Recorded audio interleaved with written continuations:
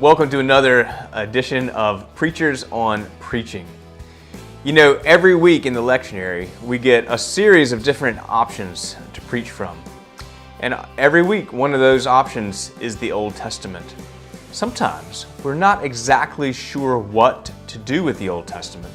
And a lot of times our people in the pews aren't sure either.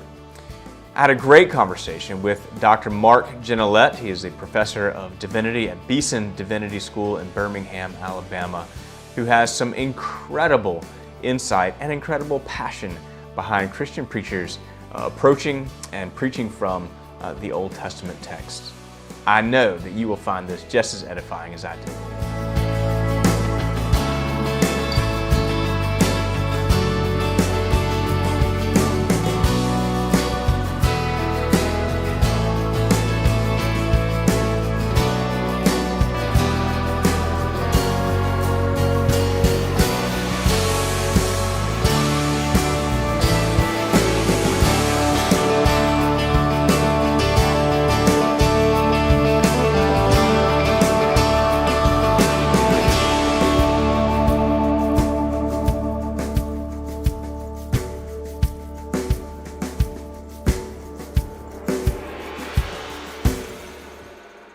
Well, it is my pleasure to welcome to Preachers on Preaching, the Dr. Mark Gignilliat.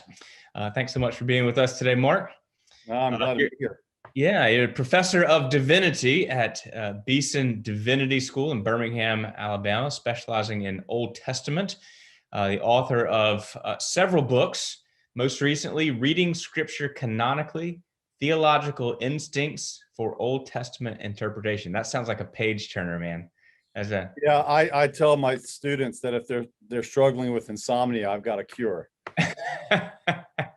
Well, maybe more exciting would be the commentary on Micah that also came out a year or two ago. Why don't you, Mark, as we start, why don't you just give us a little bio, just tell us about your family, your background a little bit, and then I've got the question that I ask everybody to start off with. Sure. Yeah. First of all, very good to see you.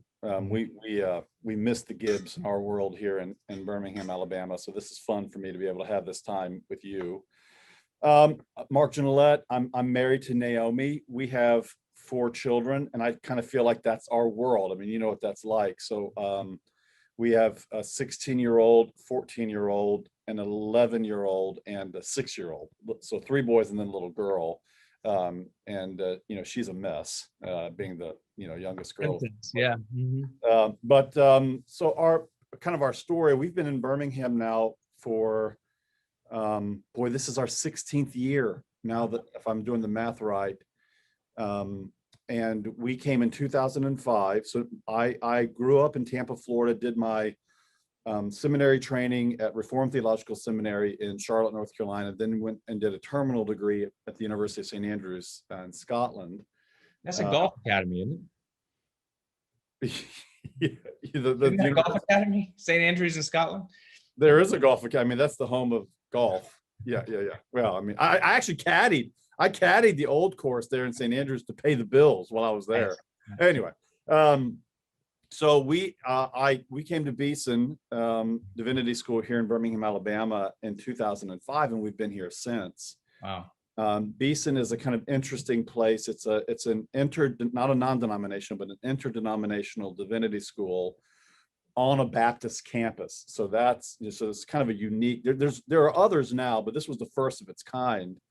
So I have Lutheran colleagues. I have a Methodist colleague. We have some Anglican, Episcopalian types around here. Baptists, kind of haunting this place as well. Our new dean is a Lutheran, and the kind of interesting providence of God. And so we share a kind of core common evangelical identity that shapes our mission here. It's supposed to fuel all of our curriculum. Very Bible centered. So we're evangelical in the sense that we, affirm without reservation the authority and the inspiration of the Bible, Old and New Testaments, which I'm sure we're going to dive into here in a second.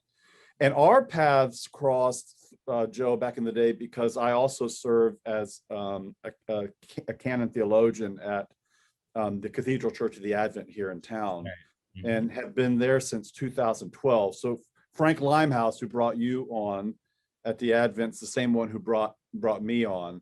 And so, that involves a preaching and a teaching ministry there at the church, which I have to say I'm very grateful for that. I feel like the two of those elements of my life, I give God a lot of thanks for this, because I feel like I need both of those. Yes. So that's kind of where we are. Yeah. So tell me, who would you say has had the most influence? I mean, you're a theologian, so who's had the most influence on you as a preacher, or maybe as a theologian? You can sort of talk through those things. Yeah, that's a great question. And I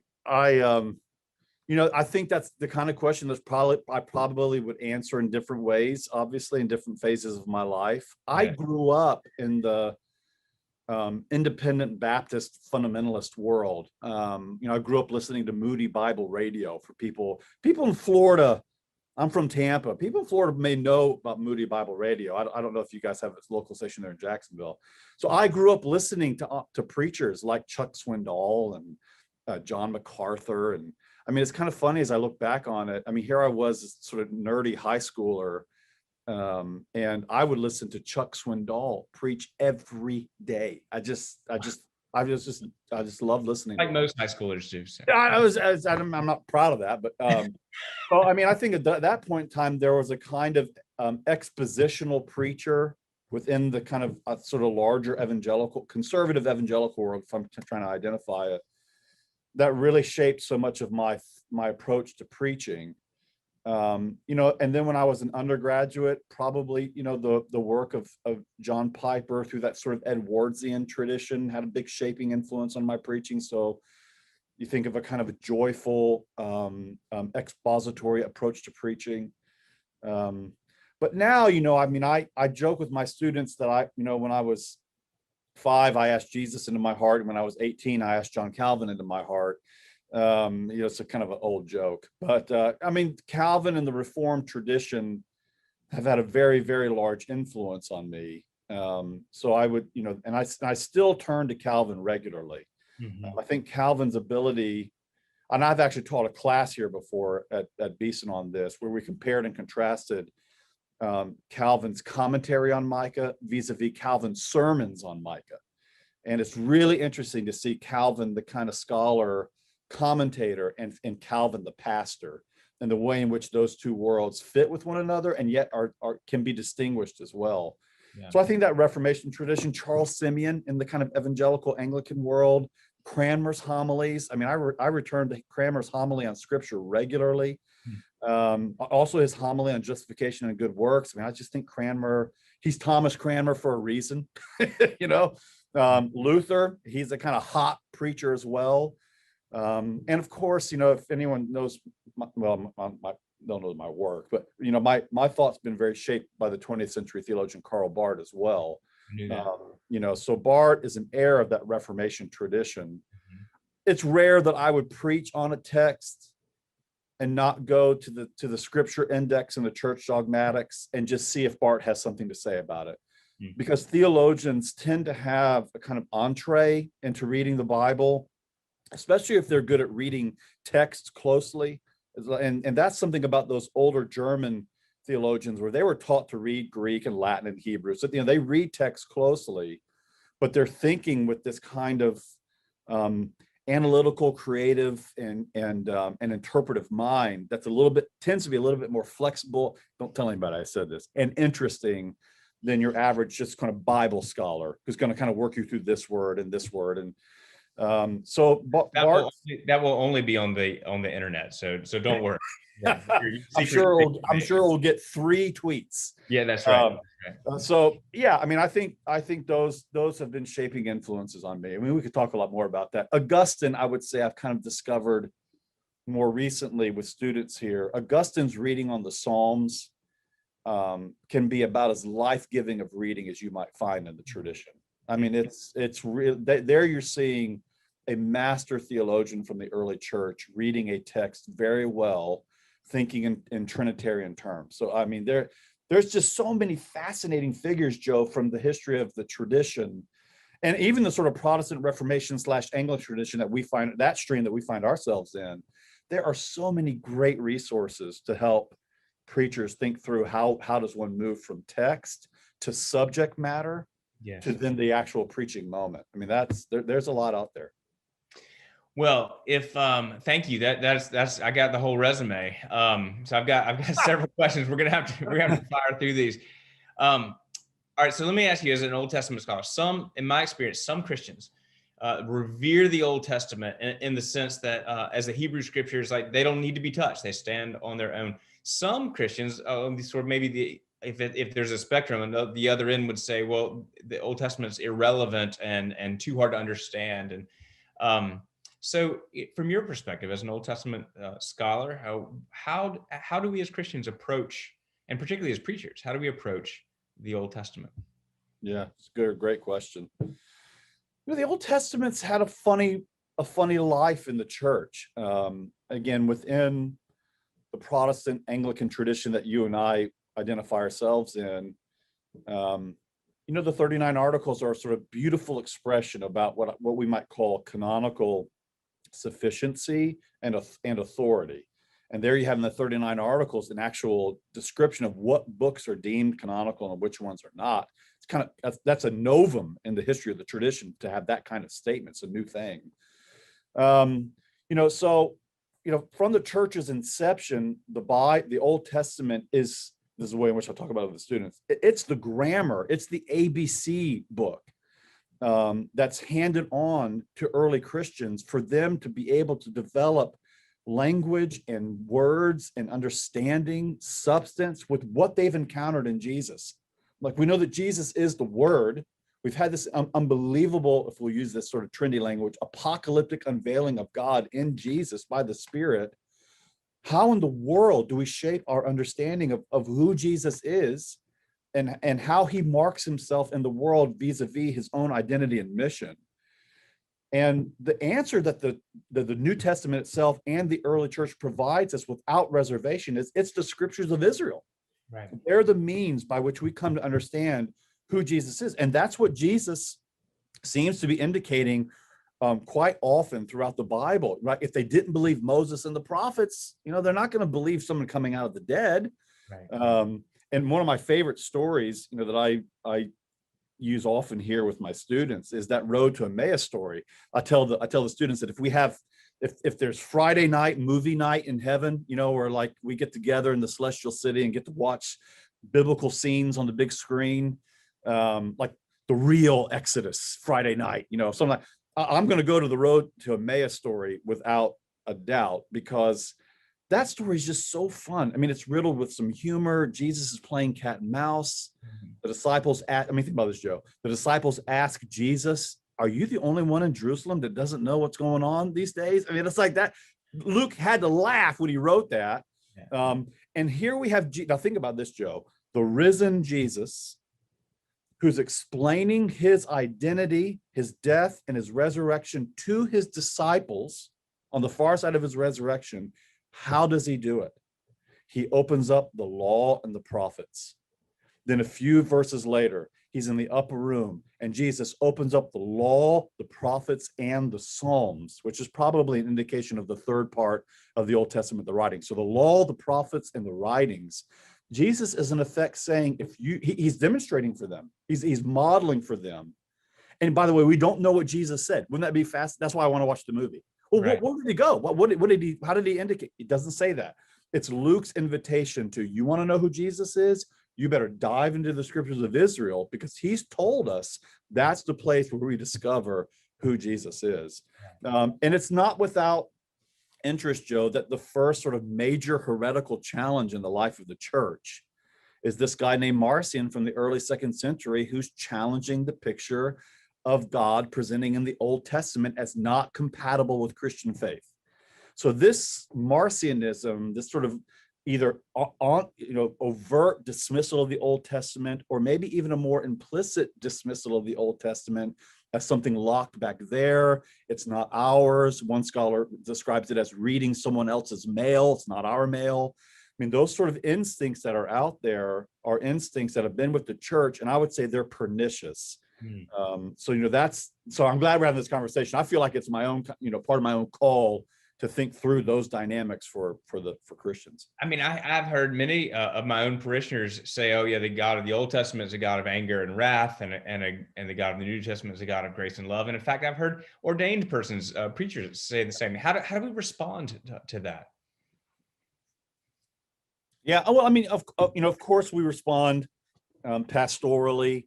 There's a lot of misconceptions about the Bible. We're probably in a moment in time right now, and I'm sure you feel this as a parish priest, where we can't really trade as much on the cultural implications or sort of an implicit understanding of people knowing their Bibles. I mean, I think people make a lot of assumptions about the Bible, and they haven't really engaged it.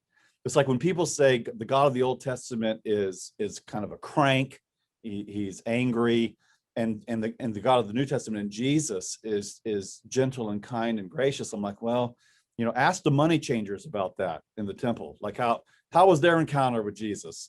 Ask John in the book of Revelation when he encountered the risen Jesus and saw him in his glory. Ask John if that was a happy encounter, like if he was glad he got to see, so the notion about God's identity that's presented to us in the Old Testament is a presentation of God as being merciful and severe. So the severe part is something to take seriously, but it's his mercy that shapes even our understanding of his severity in the Old Testament. His severity is never an end unto itself. It's toward a purpose of bringing his people back to him. And of course, it's the cross of Jesus, isn't it? Where God's mercy and severity are on the pinnacle of their sort of cosmic display. Right. So yeah, I mean, I get the sentiment, but I'm just saying a deep dive, you'll find a very gracious God in the Old Testament. Well, I think, yeah, likewise, you have the severity of God in the New Testament. You also have, I mean, the psalmists are essentially, many of them are writing love letters to this incredibly gracious and patient and forgiving. Right. As well. That are deeply affectionate. Or think about, I mean, I'm gonna do some lecturing on this at the Advent, or speaking on this the Advent in 2 weeks. Think about Song of Solomon. I mean, it's a controversial book, but it's not really controversial within the tradition, both Jewish and Christian interpretive tradition. That's a love poem about God's relationship between himself and his people, Israel, or Jesus and the church.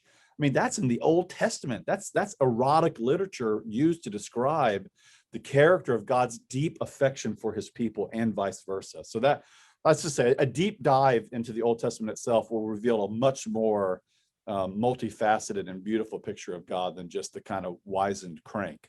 Yeah, that's really, really helpful. Another hang up that I hear that people have a lot of times is they'll sort of dismiss the Old Testament as just particularly the prohibitions. They'll bring up, oh, well, if we followed everything, we couldn't eat shellfish and we couldn't mix our fabrics, so we just throw it all out. How they'll say that, Jesus doesn't address these things. What are we to make of obscure texts like that? And then what in that light, what are we to do with the rest of the text? Yeah, it wouldn't go well preaching in Jacksonville, no more shrimp, would it? That'd be a bad. No, I tell you what, that wouldn't go over well. That wouldn't go well. Yeah, I mean, those aren't easy questions to sort through. Now, of course, within the tradition, especially the Reformation tradition, that threefold distinction has been provided for us with the Old Testament law of the civil, ceremonial, and then the moral law. And of course, it's the moral law that people still have to think through in terms of the 10 Commandments and its application. Whereas some of those other facets of the law are the outworkings of the uniqueness of Israel in that moment as a theocracy under God. Many of those laws were given to Israel, I mean, just kind of put it in pedestrian terms, simply to make them distinct from the surrounding nations. So they played their role back then. When you get into the actual weeds of the Old Testament, it's not always easy to sort out moral, civil, and ceremonial. So that can sometimes be a little bit overly schematized, but it can still be helpful on some level. So I think wrestling with what kind of laws you're dealing with and the role that they played in that particular moment in the economy, that there are things that are particular to Israel back then that aren't applicable to us now. And sorting through those things is not always easy. We're not stoning our children for rebellion, though I can't say I haven't thought about it.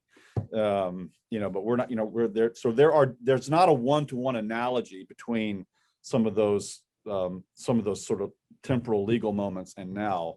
But it doesn't mean we don't think through those things theologically in the terms even of what Jesus does in taking the judgment of God on his own shoulders at the cross. Those texts have a pressure on our understanding the character of Jesus' own person and work as well as the true Israelite. So think about that. Jesus actually lives into the fulfillment of the fullness of the law itself in its deepest and fullest expression for ancient Israel and for the Gentiles as well. So there's a Christological, theological way of thinking about some of these things without completely just dismissing them as, irrelevant. Well, let's press that forward a little bit and ask how do the Old Testament texts lend themselves to Christian preachers? Is it largely moral guidance, like the law, or can grace be preached from it? Are we finding Jesus? I remember you saying this one, finding Jesus under every rock. What are we? How do we approach as preachers if we want to preach the Old Testament? And I know that's very broad, and there's lots of different genres. So that may be a multifaceted question. Yeah. Yeah, it's called the whack-a-mole approach to finding Jesus. Right. It kind of hops up here and there. That's a huge question. But I think, the basic instinct that you might want to think through is, am I coming at this Christianly? In other words, I remember reading something that John Webster wrote years ago. Think of the interpretive implications of Colossians 1:17. And he, that is Jesus Christ, is before all things. Now that's both a temporal claim, I believe. It's also in terms of Jesus's priority over all things. But Webster read that through the lens as well as a kind of hermeneutical lens, an interpretive lens to our reading of the Bible. Though the revelation of Jesus in time, right, takes place in a particular moment, Mary, Joseph in a stable. We understand that historical part, but there's also a much larger sense where Jesus, as the second person of the Trinity, is ingredient to God's very identity in eternity. And as you know, this is very clumsy, Joe, but I tell the students here, God wasn't waiting to make himself triune until Matthew 1:1. That is his eternal identity worked out in time. So I think having that assumption, a Christian assumption, a metaphysic, a theology, that's actually on the front end of the interpretive process is really important. And then you've got to sort of just dive into the weeds and work through particular texts. There's a great line from Cyril of Alexandria in his commentary on Jonah, where he describes theological, Christological, Trinitarian readings of the Old Testament this way. He says, it's like a bee flying through a field of flowers. The bee will know in time which flower will yield its honey and which ones won't. In other words, not every text can be sort of manhandled and pressed to find Jesus there. The hard work is to think through, here are these words, inspired words of God in this text. Do they naturally and organically extend and force me to think in larger Trinitarian terms? The Psalms are a great place where thinking in Davidic and Messianic categories becomes the kind of overarching reading lens for the whole thing. I mentioned to you Augustine at the beginning of our conversation. Augustine reads the Psalms as a conversation between the Father and the Son by the Spirit. Well, that's a fascinating way to read Psalm 1. The Father and the Son speaking to one another by the Spirit. So I don't want to dismiss, by the way, moral readings of the Old Testament. I think there's a certain kind of Reformation tradition that can dismiss that. But I also think there's a certain kind of free church tradition that all they know how to do with the Old Testament is to read it morally. Abraham had faith, you have faith too, kind of thing. Yeah. And I think and again, this is a place where the tradition can be really helpful. Read Charles Simeon, read Calvin, read Luther, read how these people dealt with texts. And that will help maybe shape some instincts for how one might go about reading the text this way. Yeah. So what are some other hermeneutical principles or sort of governing things that we can bring to the text to help us think, as you say, think Christianly about it? I'm thinking of covenant or law and grace. I'm sure there are others. What are some things that we need to consider? Yeah. again, all of these are sort of extra, well, I shouldn't say they're extra biblical categories, but these become hermeneutical lenses that we try to make sense of the Bible as a whole. That's what we're trying to do. And this is, I think, both the invitation and the frustration of the Bible. The frustration is, the Bible doesn't come to us like a systematic theology book where on pages 280 through 350, you can read about what we need to think about Jesus or the Spirit. It's a complicated book that comes to us in multiple genres, covering an enormous amount of time with different authors, all governed by the singular author, namely God himself. So, the Bible's hard. I mean, it's why people like me have a job, because there are challenges that are involved in reading the Bible. The covenantal frame of reading the Bible is the way in which the Reformation tradition, especially through the sort of British, Scottish Presbyterian stream, through the Americas, has primarily read the Bible through a covenantal lens. And there's a lot of value to that because the Bible uses the term covenant. I mean, that's the way in which, that's a biblical term. So that can be a way of understanding God's interactions with both creation and his people. You think about the covenant, for example, with Noah, that's kind of broad in creation at large. It then moves down to a covenant with Abraham, begins to narrow to one family, one nation. Then it narrows from that to Moses at Sinai. Now we're dealing with Israel. Then it narrows down to King David alone, a singular figure, opening up to the new covenant in Jesus. So there's a kind of narrowing effect of the covenant, draws you to a point. So that for the sake of sort of opening up to the blessing to the whole world, it's a great strategy for reading the Bible. Law and gospel can be very helpful as well. I think sometimes that can get a little bit those categories can become too stable, frankly, when dealing with the Old Testament, because those are categories that I think do need to be kept distinct, and yet they really do relate to one another. Think about Deuteronomy 6 after the explanation of the Torah again. When your children ask you to explain the law, what do you tell them? You tell them, God rescued us from Israel. So in other words, like the explanation to the law is the gospel. We were rescued. So I think those dynamics have to be thought through. For my 2 cents, I'm much more basic on that. Like I think I would say all of those and more. I wouldn't want to just settle on one reading strategy. The bigger issue for me is the material form of the Bible itself. I have an Old Testament that's a stable witness, law, prophets, writings. And I have a New Testament that's a stable witness, all under one umbrella of God's own being, God's covenant movement toward his people. And I want to think about the combustive relationship that the Old Testament and the New Testament have in intercanonical conversation going forward and backward, not just the Old Testament leaning into the New, but also how does the New shape my reading of the Old? And it's in that dialectic, I think, where some really combustive and interesting readings can happen. Yeah, I feel like every time I read through the Old Testament, I learn more about the book of Revelation and vice versa. I mean, exactly. Yeah, exactly. Well, let's get down to brass tacks. Let's go through a few different texts and just maybe 1 or 2 minutes, just a very very cursory. How might we how might we as Christian preachers approach different Old Testament texts and bring the gospel out of those? Let's start with something maybe sort of instinctively obvious. Let's talk about Psalm 23. Okay. How do we approach, the Lord is my shepherd, I shall not want. How do we approach Psalm 23 and preach that from a Christian perspective? 90 seconds go. 90 seconds ago. Yeah, I mean, again, it's wrestling with the language of Psalm 23. Mm-hmm. A lot of times I think preachers tend to think in terms of, there are those words. Now, how do I use those words as a springboard to what I want to say? Mm-hmm. Rather than, how are those words going to constrain me? Well, I mean, just basic questions like, what does it mean for the Lord, Yahweh, tetragrammaton? Who is the Lord? Who's Yahweh? Well, Yahweh is the very essence of God's being, which must be understood in Trinitarian terms.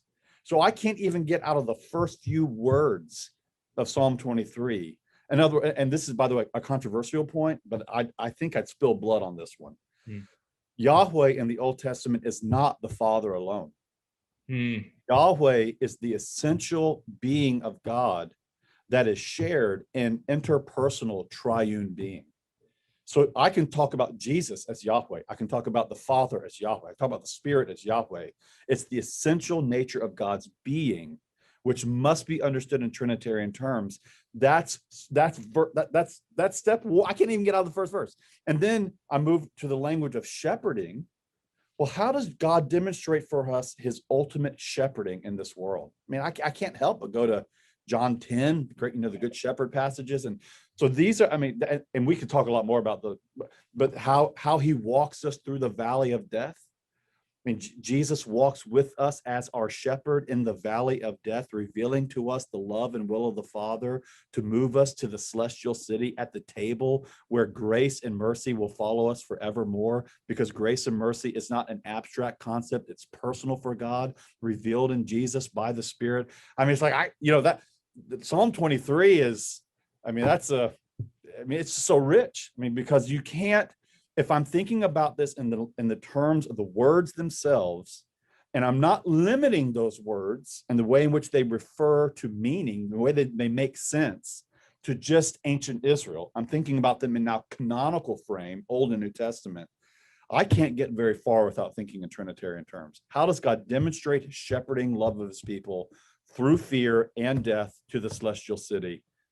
I mean, it's in Jesus. Well, that's probably where we can just cut right there. That's fantastic. But we're gonna keep going. Tell me about. All right, let's try this one. The 10 Commandments. I can remember one time it was a vacation Bible school. I just graduated from seminary. I was in my first church. They stood up. They were actually doing the 10 Commandments for vacation Bible school. And they said the lesson for the day is do not steal.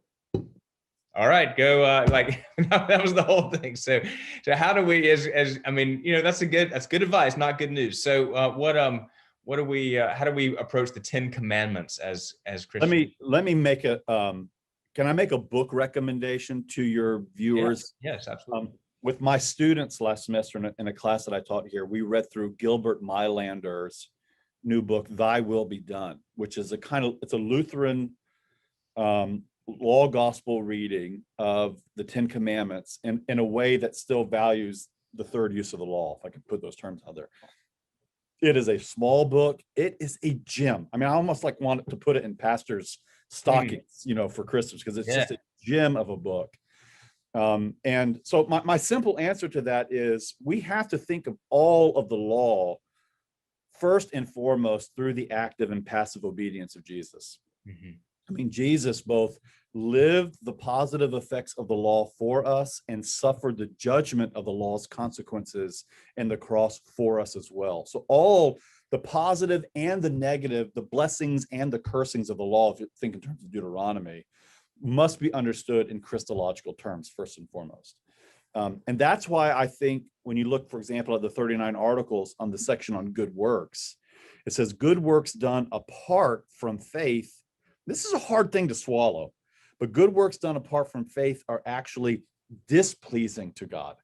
Boy, that's Christian steak and potatoes. So the good things that we do apart from faith actually displease God, because what do they amount to? They amount to an indication of our pride. They amount to an indication of our sinfulness. But then the article goes on to say, but those good works done in faith are actually pleasing to God.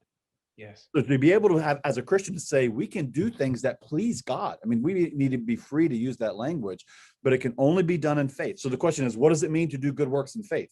How do the 10 Commandments still shape a Christian life lived in faith? And the answer is out of the outflow of the gratitude that the law cannot judge me. That's already been done in Jesus, which liberates me to live into the two tables of the law, loving God and loving my neighbor. As Martin Luther famously said, God does not need my good works, but my neighbors do. And that's very much, I think, within the dynamic of the 10 Commandments. Love it. All right, let's do one more. Okay. I've got a ton more, but let's do David and Goliath. Did you ask me that one? Yeah, it's on the idea. You too can fight your giants when they face you. How do we? I've never preached on David and Goliath. It's funny. Yeah, that's the. I'd have to think about it. I wouldn't want to go down what was that old evangelical team the power team that would go around ripping? You remember them from back in the 90s? I say, yeah, something they can bench press 800 pounds and stuff like that. Yeah. And the power of Jesus. I Yeah. wouldn't go down that road. Mhm. Or necessarily even, the Malcolm Gladwell road on these things. I don't know if I would want to think of the David narrative primarily in those terms, but I certainly would want to think in terms of Davidic kingship.